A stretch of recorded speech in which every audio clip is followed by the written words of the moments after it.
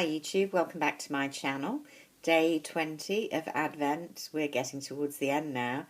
And can you tell I feel so much better this evening because I have finally finished work in the sense of officially going to work. I do have quite a bit of paperwork to get through, but I've finished the worst of it, and that makes me feel very upbeat. Although I've got a ton of things to do, I feel almost paralysed by the length of the list of things to do in the next 2 days before I actually go away for Christmas. But what doesn't get done, I guess, doesn't need to be done. So there are also some treats in the next couple of days. So I'm very happy about that, and I hope you're feeling similarly upbeat wherever you are and not frazzled in the final run-up to Christmas. So, appropriately, my little box today says, burn the candle at both ends and still look fabulous. I don't feel I'm looking very fabulous at the moment, but hopefully when I've had a good night's sleep and time to do some beauty treatments and get my hair done and a manicure and so on and so forth in the next couple of days, I'll feel a bit more ready to party. And this is Strivectin, I see, so it's going to be a treatment cream.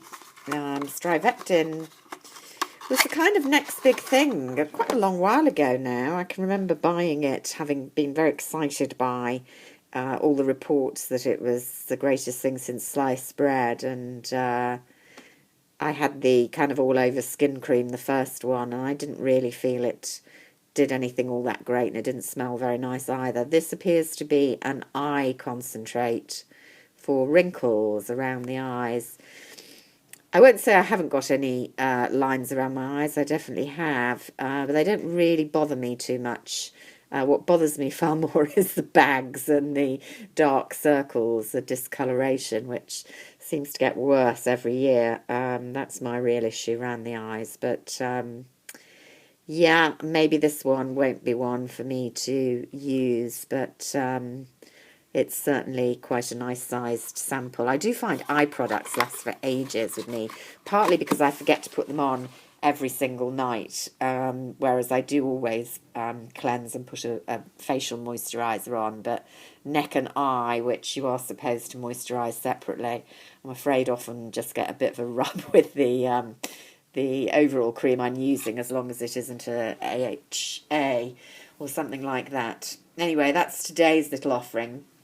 I thought whilst I was on, I would just mention briefly two products that I've talked about recently. One of them was one of the earlier Advent items, this lipstick queen that came in this cute little box that I've kept actually because it was so kind of fairy tale. The Frog Prince blush from Lipstick Queen. I've never had any of their products before, and if you saw my reaction to this, oh, look at the state of my nails, I'm sorry.